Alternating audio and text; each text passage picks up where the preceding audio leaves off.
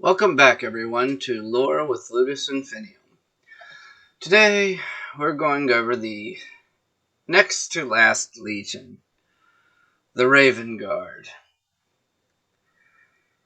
Oh boy, this is the last legion to be one of the Shattered Legions in Ispawn 5, so I'm kind of glad to get it out of the way, because I'm honestly kind of tired talking about Ispawn 5.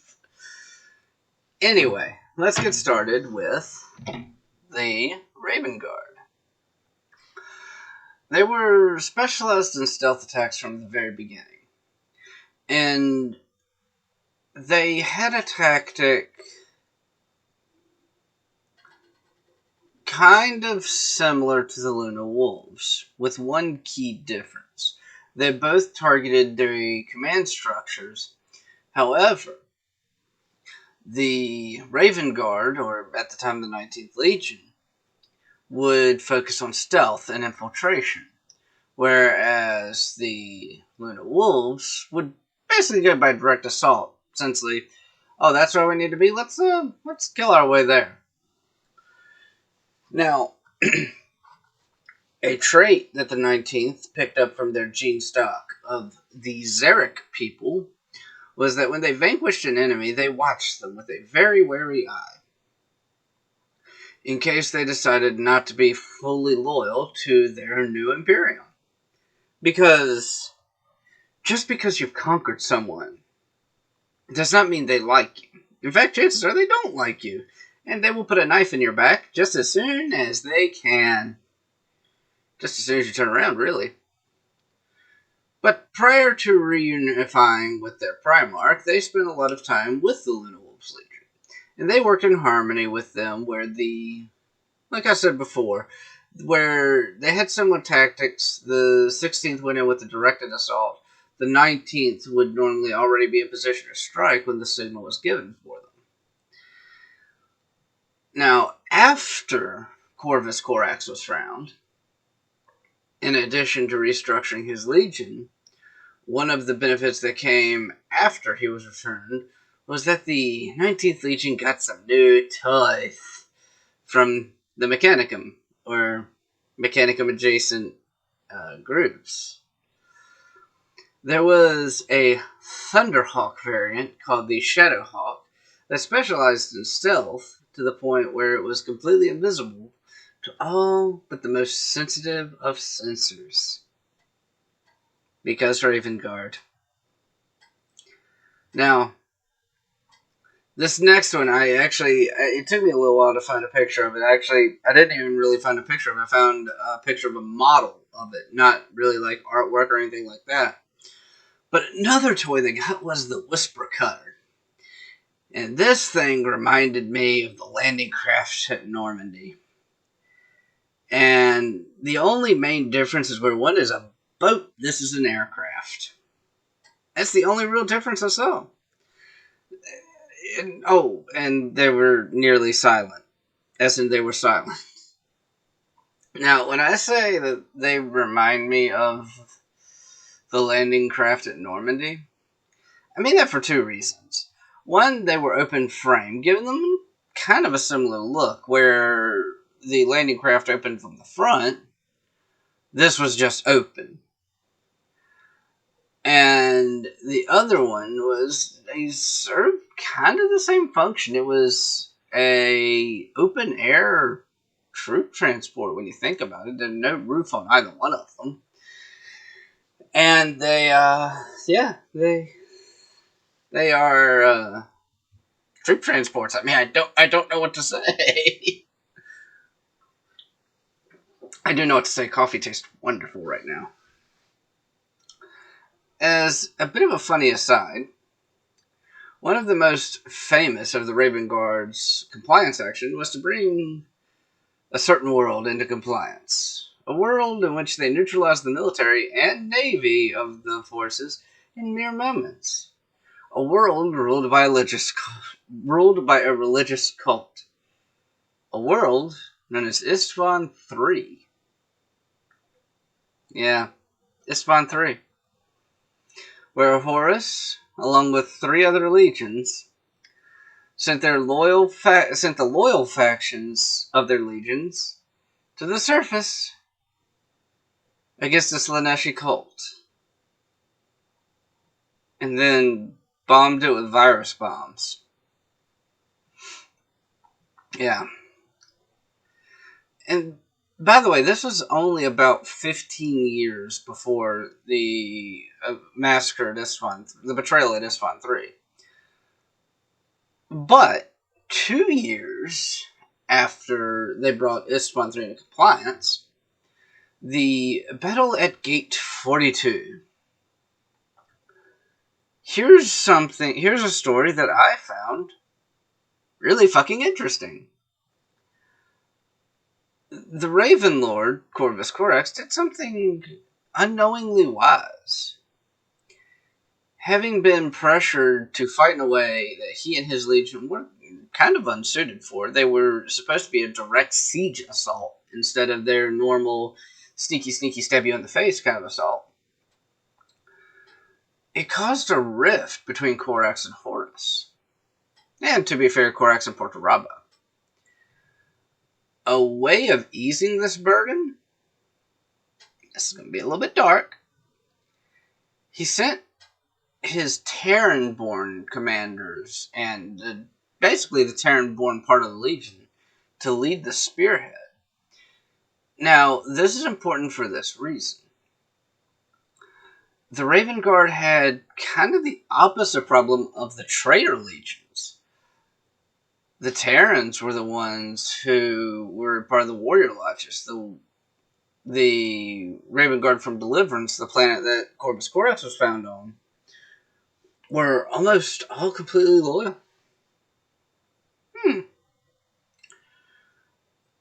So, in a way, Corax had unknowingly eliminated the traitor forces, or at least the forces most likely to turn traitor, in his legion before it became a problem. So, and also, they were more loyal to the War Master. So, by the losses taken, mostly the Terrans, the grip the War Master held on the 19th had loosened very greatly. And because we're only about 13 years off from that, let's talk about the Horus Heresy and the Raven Guard's notable actions during the Horus Heresy, of which there are really only 2 that I want to talk about. Isfahan 5. I'm sorry. The most I'm going to talk about Isfahan 5, because I've already gone over it with the Iron Hands and with the Salamanders, is that, yes, they were a Shattered Legion. They started off with approximately 80,000 Astartes and ended with 3,000 Astartes. And they were almost trapped.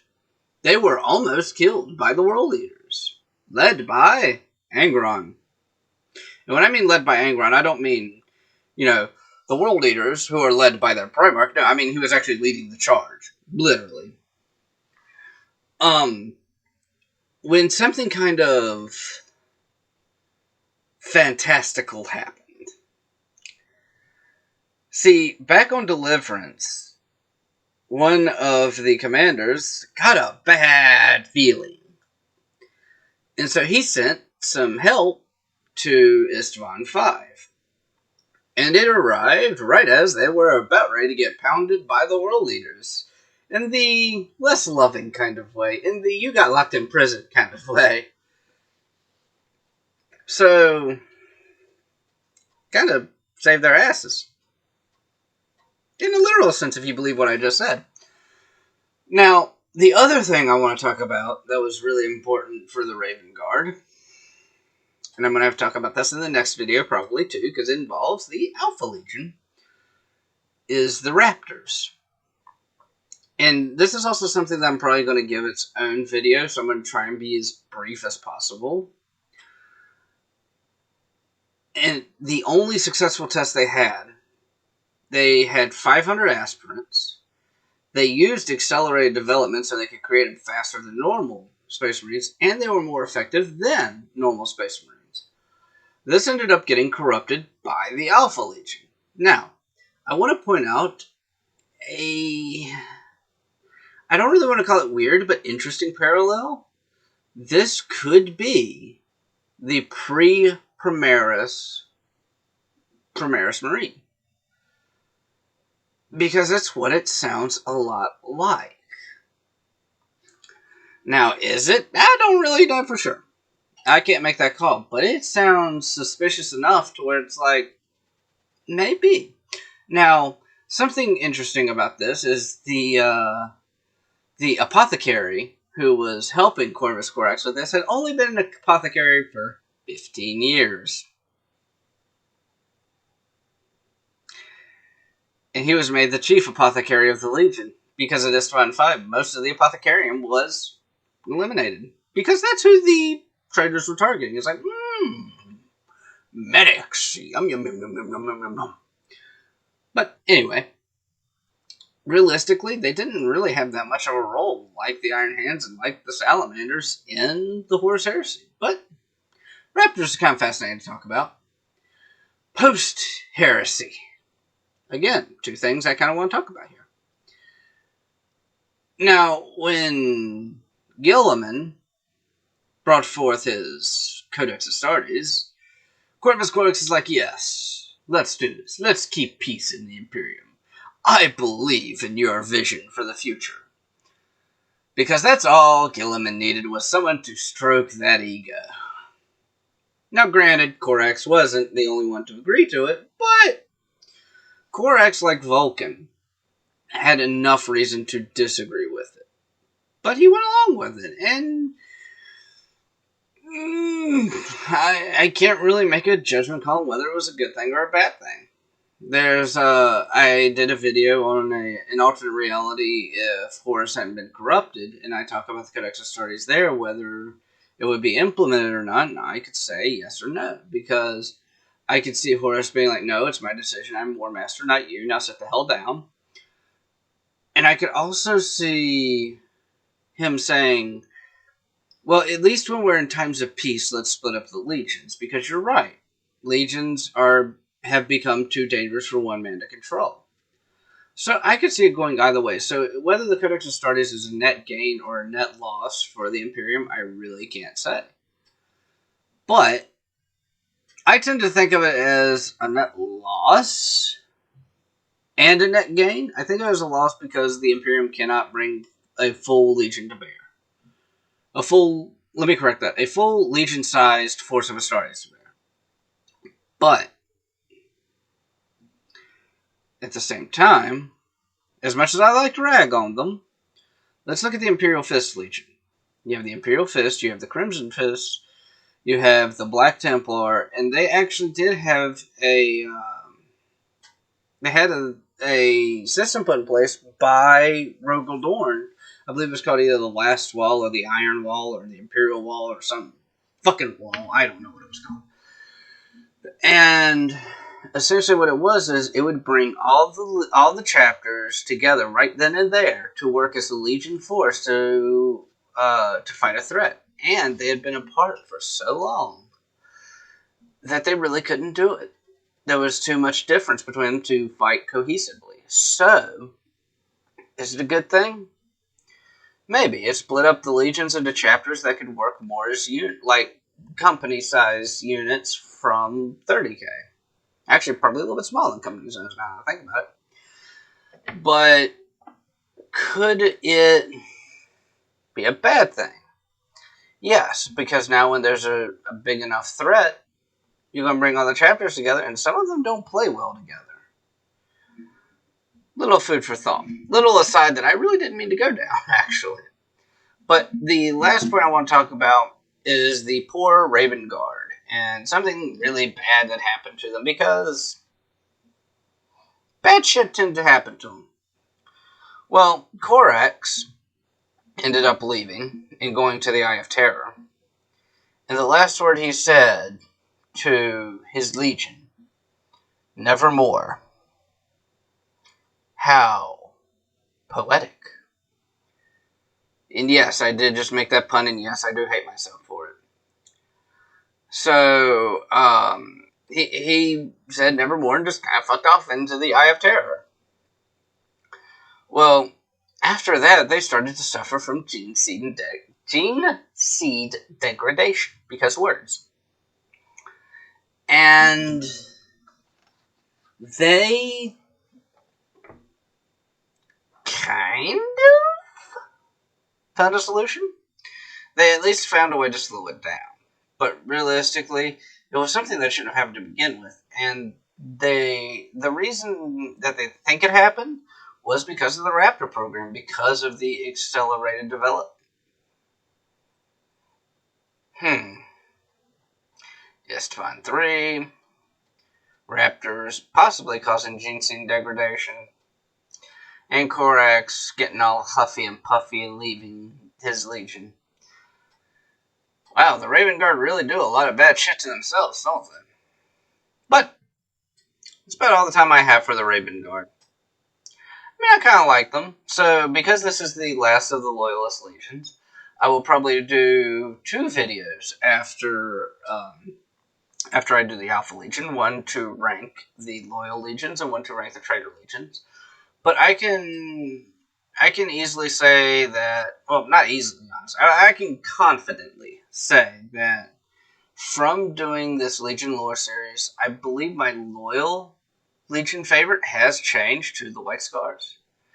I will do some reading again and catch back up on all their lore, on all the Loyal Legion lore, and then I will have that list, and we'll see what I say then. Could be different, but I don't think it will be. But I do hope you enjoyed this video and this minor update. If you did and you want to support the channel, there's always a link to a Patreon and Streamlabs in the description. If you want to support the channel but cannot donate, subscribe, leave a like, leave a comment, hit the notification bell, do other stuff YouTube wants you to, because YouTube's proven they don't care about creators, so we've got to ask people ourselves to help us out. That makes me sad, actually, a little bit. But the most important thing of all, I hope you all have a wonderful day. Stay safe out there. See you all in the next one. Bye!